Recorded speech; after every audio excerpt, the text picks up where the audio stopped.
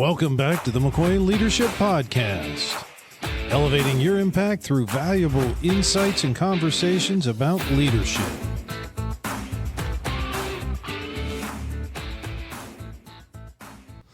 Welcome back to another episode of the McCoy Leadership Podcast, and today we have Mary Kelly with us. Mary is a leadership expert, an economist, a best-selling author, a keynote speaker, and CEO of Productive Leaders. Thank you for taking some time, and I will say, although this will be airing later, but we're the day before the 4th of July, and you're still taking time to spend some time with our listeners, so thank you for joining us, and tell us a little bit about your backstory and how you got to where you are today. Thanks, Amos. So I grew up in Dallas, Texas. I was fortunate enough to go to the U.S. Naval Academy in Annapolis, Maryland. And then I did 21 years on active duty after that, mostly in Asia, like 17 years in Asia. And then when I finished being in the Navy, I was very lucky when I was in the Navy to get some great experience running the big three. And I didn't know what those were at the time. Somebody had to explain it to me. It's big buildings, big logistics, big people. And in the big buildings and logistics, it's also big budgets. So I was used to things with big numbers, lots of responsibility, lots of people, and you kind of don't realize how much great experience you're getting until you're in it. And then I was fortunate to be doing some teaching at the university level, and somebody said, "Hey, can you come talk to my conference for leadership and teamwork and accountability and productivity?" And that's kind of how this whole business thing started. I thought, well, I could start a business that does this, and that's what we do. Awesome. So I'm curious, through your military time, and maybe more so that transition from military to private industry. What were some of the lessons that you learned in leadership kind of through that transition? Oh, so first, ignorance is fabulous. Don't let anybody fool you. Ignorance is great. When you don't know starting a business is supposed to be hard, you just kind of go, okay, what are the steps? Where's the checklist? Let's get this done. You don't realize it's supposed to be hard. And you've done harder things. So that's one thing. Second was I didn't feel like there was a sense of the possibility of failure. Because in the military, if I failed to do my job well, people would die. In business, you just go broke. Okay, all right. The worst that could happen to me is I go broke. Well, I'm an economist. It's probably not going to happen. But what if I'm bad at it? Okay, I'll figure it out. So there was that lesson that was try it, see what happens. And then the third, I would say, is the discipline. I wake up every single day. I use my productivity sheets. Your audience will get these totally for free. And I have been doing this pretty in one way, shape, or form since I was about 12 years old. Now I've got them systematized. And I do one every single day of my life, holidays, weekends, my birthday, your birthday, all of it. And I figure out what calls I need to make, what I actually have to get done, what follow-up I have to do. And I have to figure out what appointments I have to knock out every single day. And that discipline, to me, is the difference between being successful and not. If you're disciplined and you're committed to getting the right things done every day, you are already miles ahead of people who wake up, don't have a direction, don't have their goals clear, don't have their purpose clear, not really sure what their purpose is, because they waste a lot of time. So the discipline part, to me, affects every part of running a business.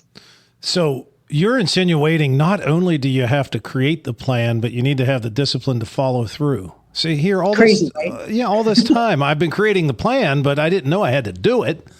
And that's it. And it's funny that you say that, Amos, because people are usually good at one or the other, and oftentimes not both. I have friends who have these great visions, but their implementation is just a disaster unless somebody is there working alongside them going, okay, we're doing this right, we're doing this right, we're doing this right. And I will say half my executive coaching and advising work, and you do the same thing, is just helping people. We say stay accountable, but it's more than that.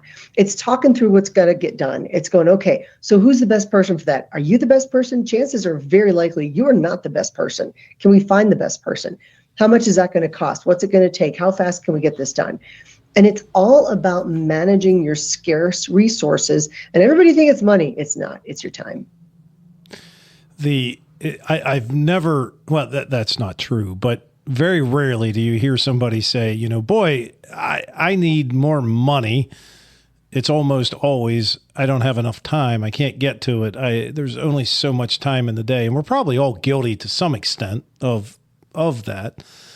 But you talked about accountability, and oftentimes I get the question, and I'm sure maybe you do as well, how can I be more accountable to myself? Not necessarily to everybody else, but to myself. So what's your number one piece of advice of how do we become accountable to ourselves? I have a tool, and again, your leaders get this. It's called my 12-month business success and accountability planner.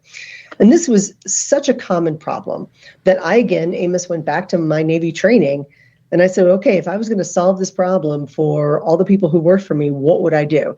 I would have a systematic way to get everybody on the same page, literally on the same page.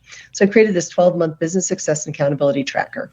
And every month there's 2 pages, just 2 pages. It's color-coded. It's very nice. If you're OCD, you'll love it because you download it, you fill in the blanks, and then when you get the things done, it checks off the things for you. It's delicious. My OCD people are like, this makes us so happy. And the idea is at the beginning of every month, wherever you are in the organization, but you're an entrepreneur, you're by yourself, you're cutting your own hair, whatever it is, you write out your top 5 goals for the month. And then you map out and then it asks you the questions. What do I want to do more of? What do I want to do less of? What do I need to resolve? What process can I simplify? How can I make it easier for people to do business with me, say yes to me, give me their business, give me money? And then page 2 of that is what 3 people am I going to call for advice this month? Because frequently, once we get a certain level of success, we stop asking other people their opinions. And what we fail to realize is, first off, people really like to give us their opinions, and it's a way to solidify relationships. And the second thing is we can't sit on our laurels. We have to make sure we're constantly asking hard questions. So finding people smarter than me is how I do that. And then the second part of that is, what 3 decision makers can I talk to today? And not just because you want to sell them something. It's, how you doing with Amos, with everything going on in the world right now today? How's it going for you? What's going on? On a scale of 1 to 10, how you doing? Things like that. And then grade the month on the scale. And this is what you do at the end of the month was, how'd you do? How good was the month? Pretty terrible, bad things happened, or pretty fantastic. Most people say it was okay. Then we ask the question, well, what could have made it better? And all of a sudden people start thinking, oh, wait a minute, it was a pretty good month, actually. We did okay. It reminds them of the gratitude piece. And then you ask the question, what did you learn this month? And sometimes it's the 29th of the month, and I'm thinking, what did I learn this month? Did I read something? Did I do something? Because we're learning every day. But until you tell yourself, I learned this, your brain doesn't hang on to it. Or what do I need to learn this month? So just doing these 2 pages makes you very clear about your intentions for the month and the year. And then if you have anybody working for you, you sit them down and you share with them your top 5 goals of the month. Now, wouldn't this be amazing? I know this is just crazy. If your leadership shared with you what their top 5 goals were for the month so that you could align your thoughts, your actions, your behaviors, and your time with their priorities, wouldn't that be amazing? And then you map out your 5 goals of the month, and then it gives you something to talk about during your one-on-ones. And now everybody's working better together. Works like crazy.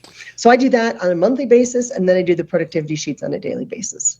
So no, I prefer to keep my goals kind of secret. I figure that way, if I fail, nobody knows. And no, I'm kidding.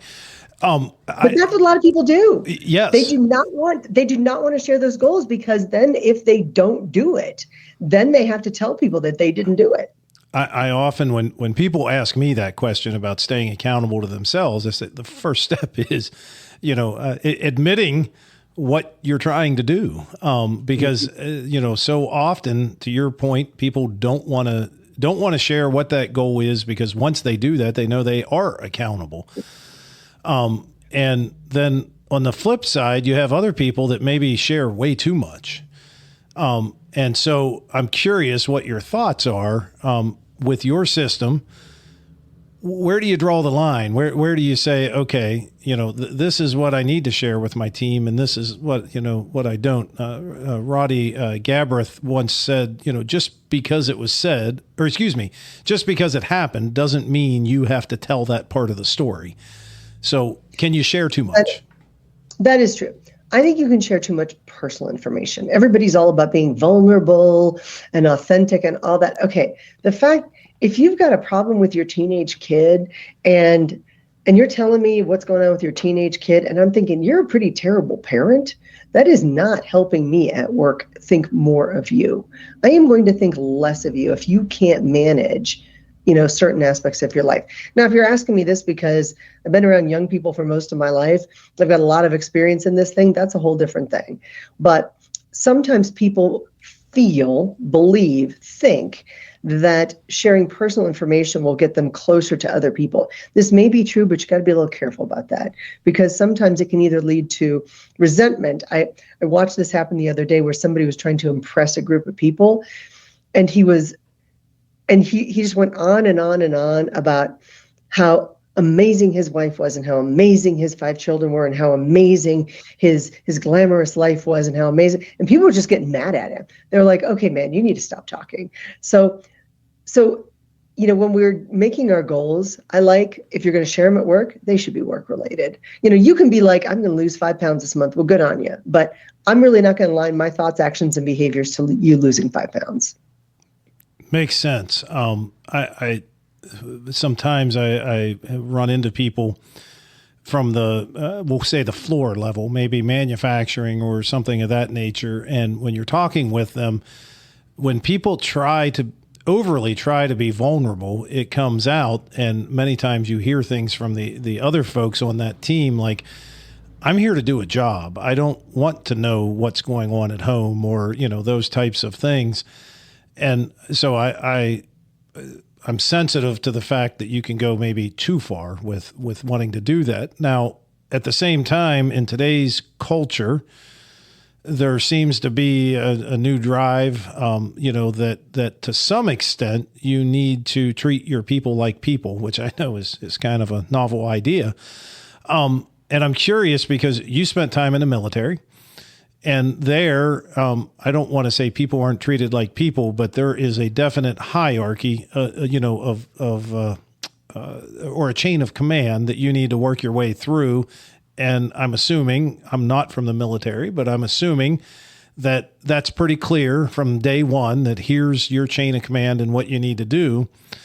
So you kind of being in both worlds, what is your advice? How do you actually come off as genuine today, but not go too far?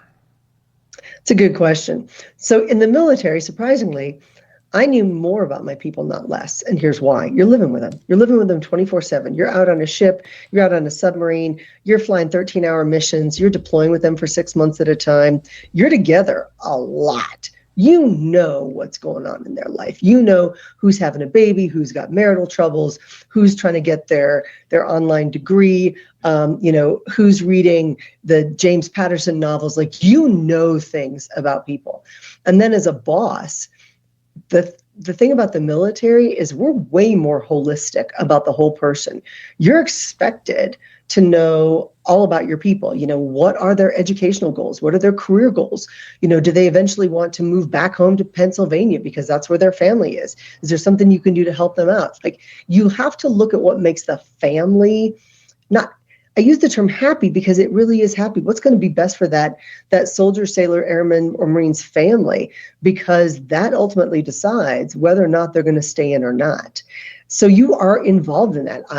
I had one sailor who came in and said, I've got this medical problem. I don't know what to do about it. I'm like, okay. So I called a buddy of mine who was a doctor, a civilian doctor. I said, okay, I'm not sure where to go with this. Where do I go with this? And he's like, oh, this is what you do. I had another young person who's had a special needs child who was being bullied at school. And he's like, I don't know what to do. I said, we need to get that kid into another school. Called my buddy who's the superintendent. I was like, how do I get this kid transferred to another school? Like, you get really involved in their lives. And it's just been in the past 10 years or so that we've seen more workplaces get into that. And I think how part of that has manifested, and I'm certainly seeing this, is more workplaces are doing programs that are for personal and professional development. So they'll have a personal finance program that is designed to help people manage their budgets and their paychecks. Partly because, inflation and everything else, but partly because they realize people don't have this experience, that people just aren't getting taught certain things. So I'm seeing more on the training and development side that is dealing with personal issues. Now, you ask where the line is. As a boss, you got to be more careful of the line for you. Overly sharing, you don't want to be that person who nobody knows anything about, because then rumors fly, then you got a different problem. But for your people, if somebody walks in your office and says, hey, boss, I got a problem with, that's time to step up and be a leader. Makes sense. And I'm just thinking about some recent experiences that I've had with folks. And, many times I think the reason a leader doesn't want to share anything, the ones that want to be completely dark and work is work and home is home, is because they've had some sort of experience in the past that was probably bad, whether that be, and what I've wondered is that really just a fear of loss. They had a great friend that happened to be a boss, or they were a boss and they had a great friend and they had to separate ways and they didn't like the way that made them feel. So they just say, no, I'm not going to do any of that. So I think, what you said, do what's comfortable for you, I think is the most important piece to kind of draw out for the listeners. I wanted to dive in a little bit because you have some pretty neat stuff about managing crises. And can you share a little bit about your 6 stages of a crisis and how to manage that? Thank you for that softball question, because I think most people get stunned into inactivity when faced with a crisis. If you've ever come upon a fire or a car wreck or something that's immediate and unexpected in nature, you just all of a sudden, most people freeze like deer in headlights. That's a normal reaction. And then the next normal reaction is to go, oh no, I can't believe I just came across that fire. Oh no, I can't believe that just happened. Or, oh no, I just got this diagnosis. Rejection is the first stage in any crisis, challenge, or change. And sometimes that extends over to uncertainty, when people are just faced with this overwhelming sense of uncertainty and then they don't know what to do. And then we get into the realization stage. Okay, I'm going to realize it for what it is, and I'm going to put a short-term Band-Aid fix on it. The Band-Aid fix is, okay, my friend's kid got into a fender bender. I'm going to take over a casserole and pick up her other kids from school. My friend is late coming home from a trip. I'm going to go over and make sure her dog gets fed. In the short term, we're very good about stepping up for those short-term things. In, say, a crisis situation, you're getting a new software system at work. You're like, oh no. And then you're like, okay, but at least it's not happening for 3 months. Like you try to figure out a way for your brain to deal with it. And then there's the recognition phase. And the recognition phase kicks in. And that's where you think, okay, I'm going to need new technology. I'm going to need to step it up. This is not going away anytime soon. I've got to deal with this disease. I'm going to have to deal with my father who just got diagnosed with dementia. That was the text I just got right before our call from a friend of mine. The recognition stage, and that's where people and my leaders say, I'm tired, I'm overwhelmed, I'm not sure I can do it. Because again, it's a crisis, challenge, or change that affects you, your life, your community, your cat, your dog, your job, your house, your family, your friends, your world. So you get very introspective, you get very myopic, you get very narrowed in on that problem. And you're focused on, frankly, you. And then we move into stage 4 of a crisis, challenge, or change. And that's the resolution stage. So we say things like, okay, I'm in this, I'm not the first person to get this disease. What do other people do? If I reach out to enough people, somebody's going to know something. I'm going to send it out to my network. I'm going to call a friend. Together we can do this. That's the resolution stage. The resolution stage is during COVID, where people said, okay, we're going to share our PPE gear. We're going to share our toilet paper. We're going to get through this together, whatever it takes. But a lot of people stay in those first 4 layers, those first 4 stages. They're like, and some people wake up with coffee and they're like, oh no, the world is still a terrible, depressing place. That's okay. I can work in sweatpants once a week. All right, I'm just going to hunker down. My people need me. We can do this. Those are the first 4 stages. So real leaders, and you know this, Amos, very quickly get into stage 5, which is the reality stage. In the military, this is our situational awareness. You may not like the reality. You may not like the fact that you've got a new boss, there's a new location, you're closing down your branch and you now have to travel 45 miles. You may not like the situation, but you know what you're dealing with. You may not like the fact that you are surrounded on 3 sides. Okay, that's one side you got open. You may not like it, but now you know what you're dealing with. And then stage 6 is externally instead of internally focused. First and foremost, it is, how do I support my people? What do they need? How do we change our processes to make it faster, easier, better for people to get what they need from us? How are we organizationally equipped to manage this? How are my people going to manage these changes? How do I help them manage change? Everything that is in the realignment phase, which is stage 6, is all about other people. The healthy thing about that, and you know this, is that when people are in the first 4 stages, they're wrapped around their own head. They are wrapped up in everything about them. They are mired in woe is me, my life, my job, my kid, my dog. And all of a sudden, when you get people into stage 6 and they're thinking about other people, what do other people need? Other people's needs, helping other people. All of a sudden, they get out of their own head and they're better. And all of a sudden, it's a healthier place for your brain to be. You're not so focused on you. You're focused on other people. And now you're taking proactive action. And action trumps fear. Action trumps uncertainty. Action trumps unproductivity.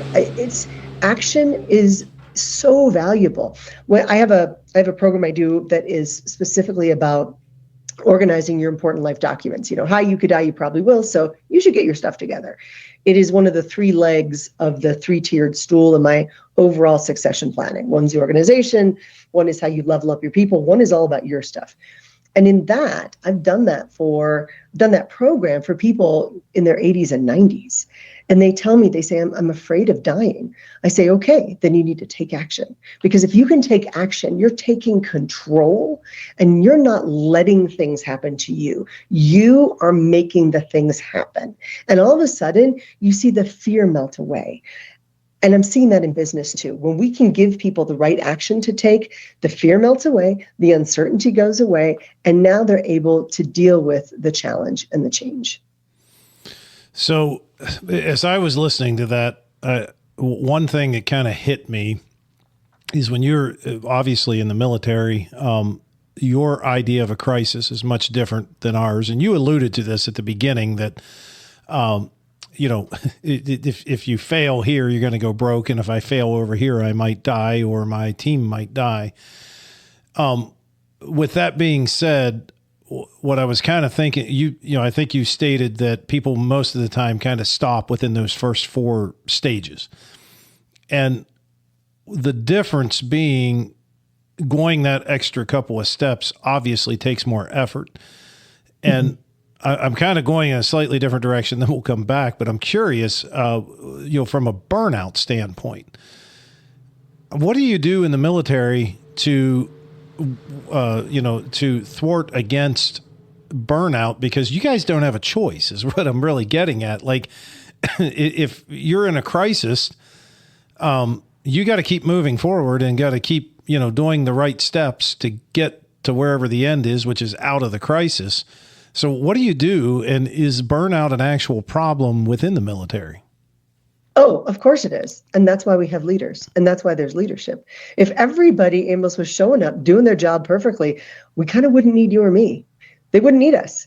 That's where leadership comes in. Leadership is there to help people see, first off, we're stronger together. We're better when we operate as a team. Number 2, remind people of their purpose. Remind people why they're getting up every day. Remind people why we're going out and painting the sidewalks purple. Whatever silly thing we're doing today that you may not see the big picture, there's a big picture, and sometimes we need to break that down for people. And burnout doesn't happen because people are tired of working. Burnout happens when people are frustrated with what they're doing. Being told to rework something 15 times because you didn't get good guidance the first time, wasting your time and resources on a project that somebody's told you isn't going to matter anyway. Burnout happens when you're not appreciated at work. Burnout happens when you're invisible nobody respects you, nobody listens to you, nobody values your opinion, nobody is encouraging you, nobody's taking an interest in you. That's when burnout happens. I've seen people work really, really hard. You're assigned on a carrier and you're deployed for 6 months at a time. And then maybe the Gulf War was happening, and that 6-month deployment, I watched it turn into 13. And people are missing their birthdays, their kids' births, their marriages, funerals, family members. You're missing a lot. And if you let people wallow in the self-pity, then you've got problems. That's where leadership has to kick in. And it's not just working hard, and it's not working every single day. This is one of the things I always have to remind people. When you're on a Navy ship in the middle of the ocean, you don't get to stop because it's Friday at 5:00. Like, you can't just stop the ship and go, hey, it's happy hour. Let's bust out the marg. Oh, yeah, we don't have that. Did you know that our ships are dry, by the way? Many people are surprised to know this. We don't allow alcohol on our ships, except, here's the exception. If you have been out to sea or deployed on, say, a carrier, a big ship, for over 90 days, they have a beer call, and they fly beer in, and everybody's allowed like 2 cans of beer. It's usually warm. It's not good. Like, it's not like, woohoo, it's like, it's woohoo happy. Yeah, it's like 2 cans. That's your big alcohol break for this whole time. Anyway, so we spend a lot of time together, and we spend a lot of time, again, with young people who do have a lot going on. The average age on board one of my aircraft carriers, and they're all mine, I still think of them as all mine, 19 and a half years old. And that's where leadership kicks in, because they've got 19-year-old problems. My girlfriend, my boyfriend, my cat, my dog, my parents are getting divorced, whatever it is. I bounced a check. I lost my wallet. We have 19-year-old problems, but we still expect them to do a job. And we're really good at helping young people see their purpose, see their goals, see the mission, and focus on that. And it comes because we've got people who are used to talking to their people every single day. It horrified me. I was working with a business, and he said, I know I'm supposed to have one-on-ones with my people once a month, but I haven't really talked to them in about a year. Oh, wow. In the Navy, you start every single day, everybody in one group, and everybody looks around and goes, what are we doing today? And during heightened operations, I'll just call it that, like during the first Gulf War, when 9/11 happened, where I was, my admiral said, okay, war room, 7 a.m., 7 p.m. And everybody was you had to be there every morning at 7 a.m., 7 p.m. So everybody knew what was going on. Everybody knew who was doing what. We were having the conversations so that there wasn't wasted resources, wasted time, bad communication. You were hearing it from the boss, and then you were taking that back to your teams every day, twice a day. So back to the kind of the crisis framework, you mentioned taking control starts to, have that fear melt away, and some of those pieces come together to solve whatever the crisis is. Kind of thinking through that, what do you think the biggest reason, or what's the biggest hang up that people don't get to that point, that they stay paralyzed for an extended period of time? I think it's actually 2 things. Right now, I'm seeing a lot of people very risk averse. Many people, during COVID especially, didn't make any decisions because they were so afraid of being wrong. And I got to tell you, growing up, my parents, I come from an Irish Catholic family. My older brother, his wife, me, my husband, my younger sister, her husband, and my younger brother, we're all military. My younger brother married a school teacher, and we're vastly confused by her. She's amazing, and we desperately need her, but we're vastly confused. And my parents used to say, go outside and play, go do something, even if it's wrong, like just go try things. So we were not risk averse growing up, but I see a lot of people in organizations right now who are very risk averse, that people are afraid of saying the wrong thing, doing the wrong thing, offending the wrong person, whatever it is. So when you've got an element of fear in your organization, when you are not encouraging people to make mistakes and take risks, you're going to have people who make no decisions. You're not. I hate the word empowering because it means that comes from somebody else, and I don't really believe that. But if you're encouraging your people to take ownership of the organization, then they're able to make decisions, and they're going to make good decisions for the most part. And if they're not, that's when they need to come talk to you or whoever their boss is. But this is the one thing that I saw during COVID that worried me a lot, why people were stuck. The second reason was fear that people were getting fed into them by the media. Oh, you shouldn't go outside. You shouldn't go to the grocery store. A mask is, absolutely necessary. Your neighbor could kill you. And yeah, wait a second. All right. So make good decisions. Yes, we've got a global pandemic. Yes, we've got a virus. So assess the risks, understand the risks, and then do what you need to do. And a lot of people, I think, retreated during COVID, and they're not out yet. They're still feeling a sense of loneliness and opportunities lost and disengagement and just this sense that you are away from other people and that nobody cares about you. And that's what really worried me. So when people don't feel, and feelings are hard, Amos. Feelings, I'm not sure I have one every day, but feelings I know are hard. When people feel as though they don't matter, they retreat. Thinking about that, and you kind of hit on several things there, and one of the things you said, well, you're growing up, your parents said just go do something, even if it's wrong, and that's one thing that I definitely learned from my elders and the people around me. Many times it's better to do something and correct course along the way than it is to sit. I mean, there's nothing wrong with planning, and that has its place, but you can't spend your entire life planning because you never actionably get anything done. So get out there and do something. I've actually said, which I hopefully my daughter doesn't listen to this episode, but I've actually said to people that I'd much rather my daughter be out trying to figure out how to sneak a cigarette and smoke it somewhere than I would sitting at home playing a video game and never having that experience. I don't want her to smoke. That's not what I'm saying. I want her to have that experience of thinking through things and the process that goes through that, and problem solving and critical thinking. So I find that so valuable what you said, that if people feel as though they're not seen, and they may be, and there could be all kinds of reasons. I think about the federal government over the past year, those people being forced to come back to work and some of them fighting, and what wasn't told was there was a good chunk of those people that were really happy to get back to the office because for the past however many years, they've not had hardly any contact with anybody. So I think there's a secondary piece of, some of the stories that we hear and what the media puts out there. But I find that so fascinating that, at the end of the day, we're 5 years into this and there are still people that are kind of disconnected. And you're seeing the same thing. So switching gears slightly, you are also an economist. And I'm curious what your thoughts are as we go into the future, specifically thinking about all of the things that are rapidly changing around AI and all of these other things. And I don't believe that AI is just something magic that's going to change the world completely. It may over time, but it will take time. But what do you think right now today the biggest financial issues are for businesses and to see growth and success in your business?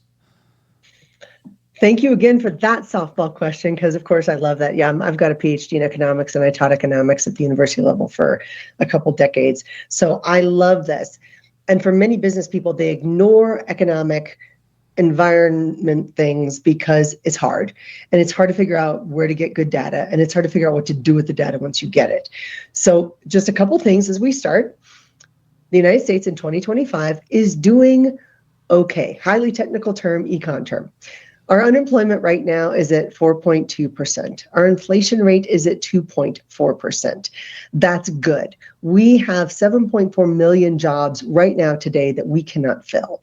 That's been a pretty standard number for the past few years. We currently have less than 10% of the houses for sale that we normally would have with just normal rates of people moving and buying homes. There's several reasons for it.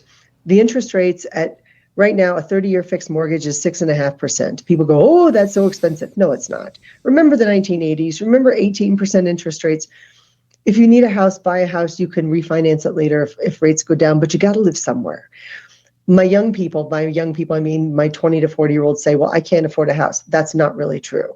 If you look at the home prices now per square foot versus what your parents bought in the 1970s and 80s, it is not out of your limits. The difference is a lot of my young people, and I love you to pieces, they want their parents' house now. My first house was not my parents' house. My first house was 1,200 square feet, 500 square feet on top of 700 square feet. It was tiny. You can't get your parents' 6,000 square foot house right now. But that's kind of what they've been led to believe, is that when I get a house, I want my parents' house, which is, a $750,000 house right now. That's just not reality. Well, I don't want to live in an apartment. It's nice to want. But we've kind of created some unreal expectations around that for a bit. So as businesses are looking at this, inflation is mostly under control. We might see a little bit of a rise of inflation this year. We're at, like I say, 2.4 for core right now. And it might go up to 3%. I doubt it, though. I don't think we're going to see above 3% this year, simply because of all the talk of tariffs. Now, tariffs are a very big deal. I realize things could change. We're talking at 3 o'clock in the afternoon Eastern time, and by 6 o'clock tonight, this could all change. But keep in mind, tariffs are a leverage maneuver for this administration. In President Trump's first administration, he had about 5,000 new tariffs. Only about 2% of those were actually implemented. The ones he did implement, President Biden not only kept, but raised the rates on those tariffs. So you have to understand that to kind of go, okay, well, then why are we all in this thing right now? And it is because this administration likes to tell people what they're doing, and that gets people riled up. So as a business person, the number one thing I'm telling my businesses right now is do not be riled up. Do not let external forces that you maybe, I'm not going to say that you don't understand it, but maybe you haven't studied it in depth. Don't let that derail you from your mission, your purpose, your goals. Stick with what it is you're supposed to be doing. And if most of our tariff rates in the United States, we're only talking about 2.7% overall. Yes, steel and aluminum, 77% of our aluminum, for example, comes from Canada. But it's not the cost of aluminum, it's the cost of the energy to make the aluminum, for example. Steel, yes, that's mostly targeted at China. Yeah, there's just all kinds of examples on these things. So as a business, you should have built in your profit margin for the year in your planning that you did last fall for 2025. Hopefully this fall you will plan for 2026. You should have anticipated a price rise just because this is the normal rate that happens.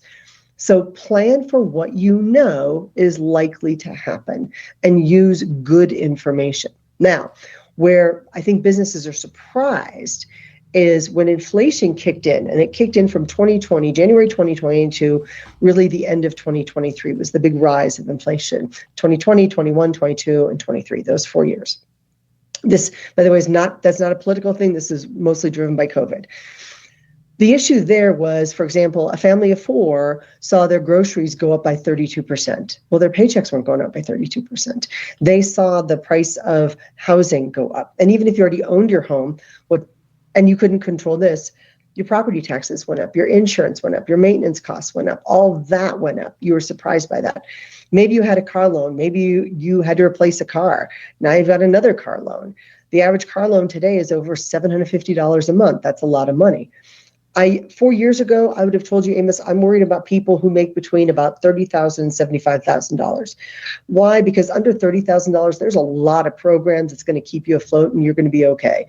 You're going to have healthcare, you're going to have SNAP and TANF and all kinds of other ways to make ends meet, and you're eligible for those things. But once you cross that $30,000 limit, those start to peter out. By the time you get to 75, they're gone.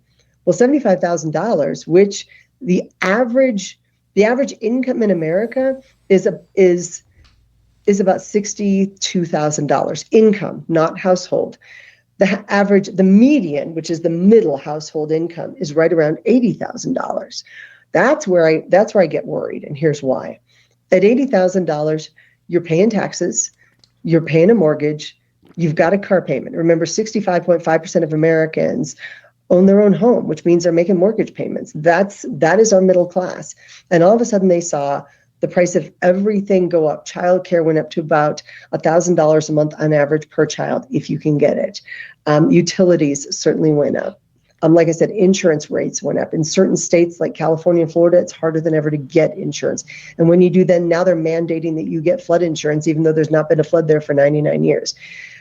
My own insurance in this house went from $5,000 a year to $17,000 a year. Now, this is a nice house, but it's not that nice. So I called up, I go, hey, by the way, your people need to do this. Call your insurance company. Insurance people out there, this is where you step forward and go, hey, it looks like your rates went up. How can I help you lower them? If you're an insurance agent, I need you to do that.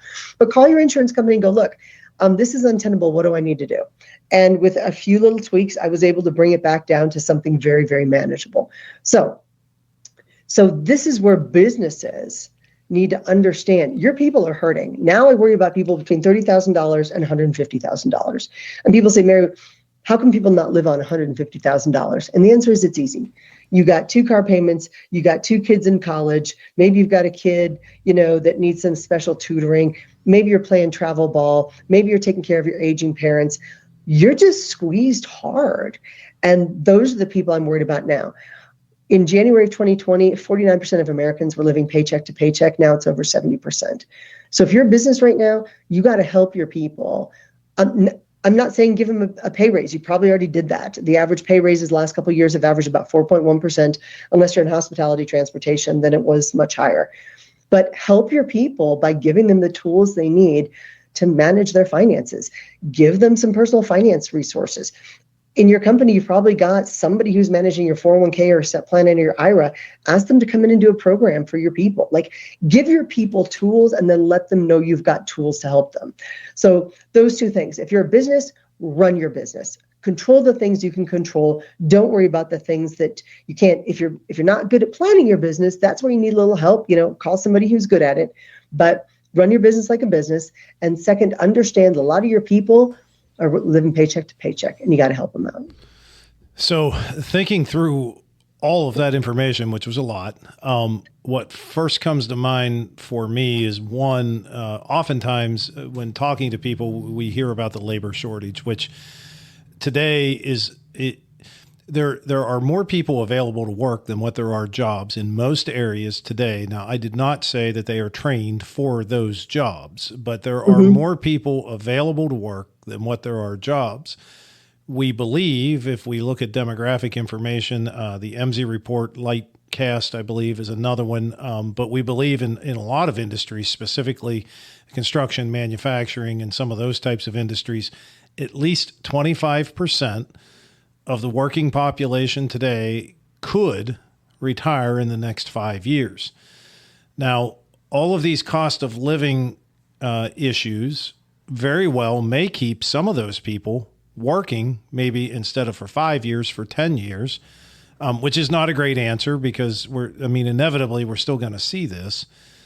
But I believe, as well as, we've read that at some point in the next 5 to 10 years, we will go through a shift where there will be more jobs than there are people. What will that do economically for our businesses? And is there anything that businesses should be doing right now today to prepare themselves to be better poised as that starts to happen? That was a great way to set that up, and thank you for that. Yeah, and you have a lot in there too. So a couple things. You said there's more people available to work than there are jobs, and a lot of people are not seeing that. So first, let me explain the labor force participation rate. Those are people between 16 and 65, not in the military, not a full-time homemaker, not a full-time student, willing and able to work. They either have a job, they're working, they're looking for a job. Part-time job is okay.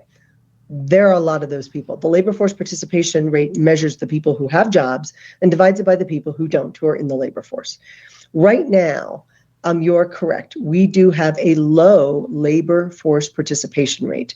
We are at 62.4%. We should be at 67. That's 7 million people.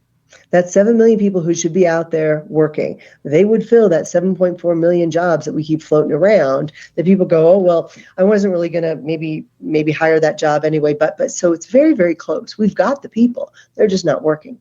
So why are they not working? Well, we do have kind of a Match.com problem in the jobs world. There's Indeed and Monster and LinkedIn and all kinds of other jobs boards where people go to look for jobs. But most people find jobs through their friends.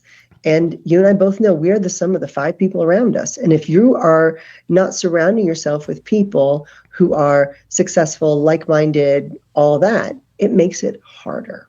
So there's a little bit of that. AI is not going to take jobs. People who know how to use AI are going to take jobs. Marketing departments can shrink by a lot because of what AI is doing. AI can write copy. AI can write websites. AI can put together PowerPoint slides. AI can be your travel planner. There's a lot it can do, but there's a lot it can't.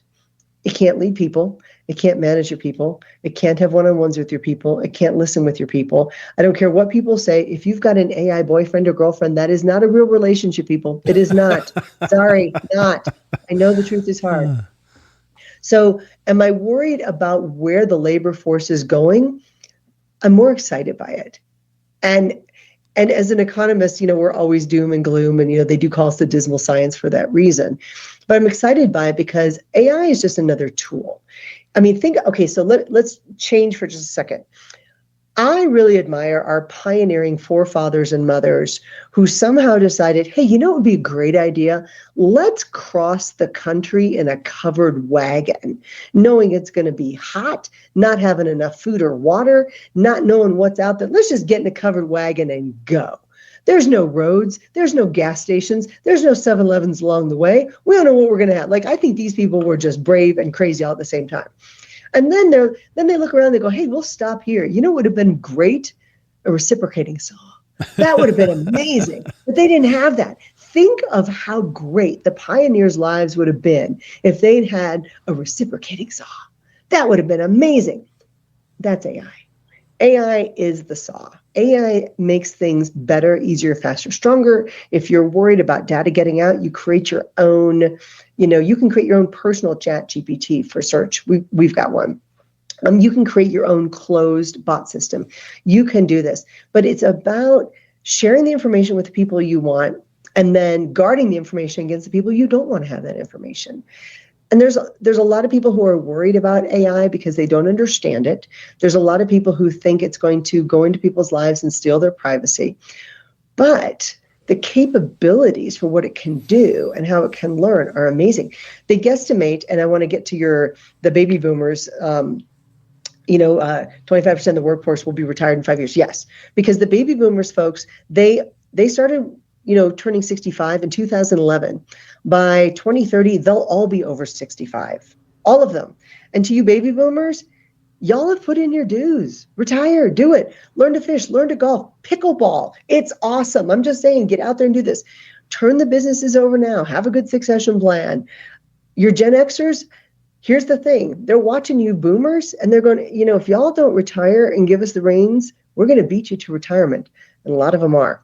It might surprise you, Amos, that the average person who retired in 1991 was 57 years old. The average person who retired in 2024, guess how old? 67. 62. Okay. 62. So the the Gen Xers are looking at the boomers going, okay, if y'all don't retire, we're going to do it for you.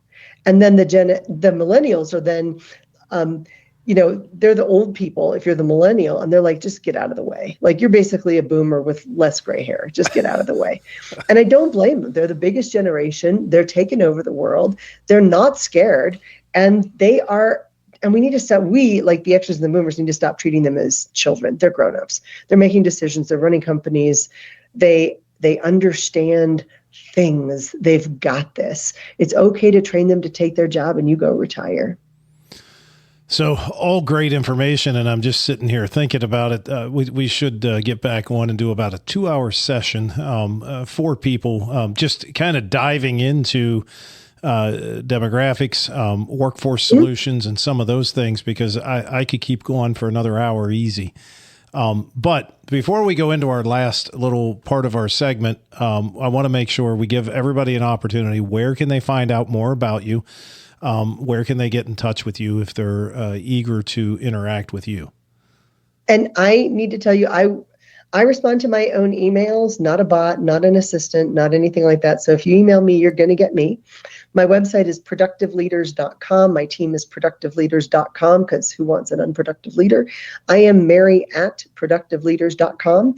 And for your folks here today, the resources I'm talking about, one of my assessments, the 12-month planner, and a bunch of my daily 5-minute plans designed to help you get more focused, more productive, better outcomes for resiliency, better outcomes from conflict in the workplace, just a whole series of things. It's all at productiveleaders.com/podcast. Awesome. And we will be sure to have all of that information in the show notes. We end every episode with kind of 3 rapid fire questions. First question, which is really derived from all of the conversations with any of the different generations that we just talked about, because they all ironically have over the years had the same problem, that there's something missing from the generation before. But oftentimes we hear things like, when I was in school, they taught us this, or the new graduates coming out of school don't have this. And so I thought, what a great opportunity to ask leadership experts from around the world. If we had the opportunity to get school administrators all into one room, and you had just a moment to give them one little piece of advice of something that could be instituted into a student's career that would help turn out a better, well-rounded, more prepared, ready to become the future leader, what would that one thing be?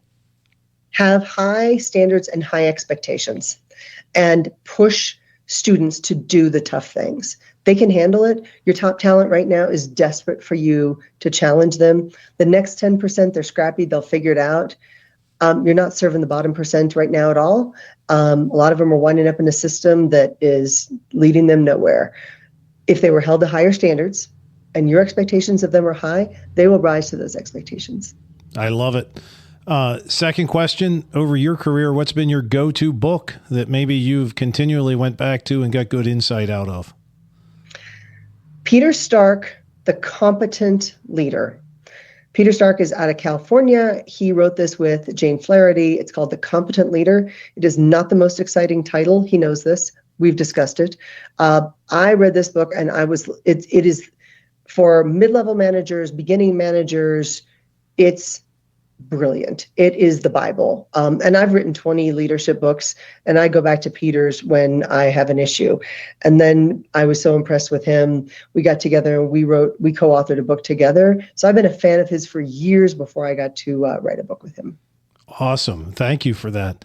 Last question. In today's ever-changing world of technology, apps, and all the things that are out there, what's your most useful favorite piece of technology that you're using today?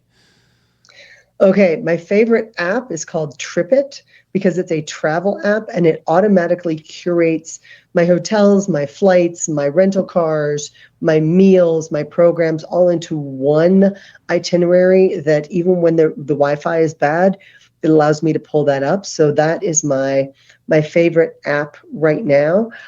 I love, for technology, I love something called the Intel Engine. It was developed by Sam Richter. He's out of Minnesota. He's brilliant.